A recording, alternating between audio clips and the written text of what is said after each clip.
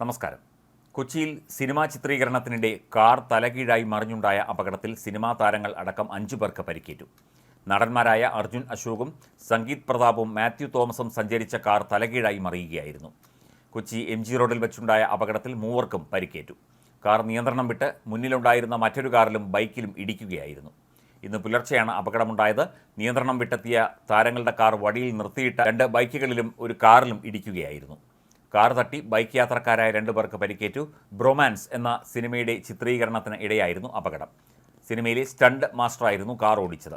അപകടത്തിൻ്റെ CCTV ദൃശ്യങ്ങൾ പുറത്തുവന്നു. നിയന്ത്രണം വിട്ട കാർ തലകീഴായി മറിയുകയും മുന്നിലുണ്ടായിരുന്ന കാറിൽ ഇടിക്കുകയും ചെയ്തു. ഈ കാർ റോഡരികിൽ നിർത്തിയിട്ടിരുന്ന ഫുഡ് ഡെലിവറി ബോയിയുടെ ബൈക്കിലിടിച്ചു. തലകീഴായി മറിഞ്ഞ കാർ മുന്നോട്ട് നീങ്ങി ബൈക്കുകളിലും ഇടിച്ചാണ് നിന്നത്. അർജുൻ അശോകൻ, മാത്യു തോമസ്, മഹിമ നമ്പ്യാർ എന്നിവരെ പ്രധാന കഥാപാത്രങ്ങളാക്കി അരുൺ ഡി ജോസ് സംവിധാനം ചെയ്യുന്ന ബ്രോമാൻസ് എന്ന സിനിമയുടെ ചിത്രീകരണം കഴിഞ്ഞ ദിവസമാണ് എറണാകുളത്ത് ആരംഭിച്ചത്. ആഷിഖ് ഉസ്മാൻ പ്രൊഡക്ഷൻസിൻ്റെ ബാനറിൽ ആഷിഖ് ഉസ്മാൻ നിർമ്മിക്കുന്ന ചിത്രത്തിൽ കലാഭവൻ ഷാജോൺ, ബിനു പപ്പു, ശ്യാം മോഹൻ, സംഗീത് പ്രതാപ് തുടങ്ങിയ ആളുകളും അഭിനയിക്കുന്നുണ്ട്.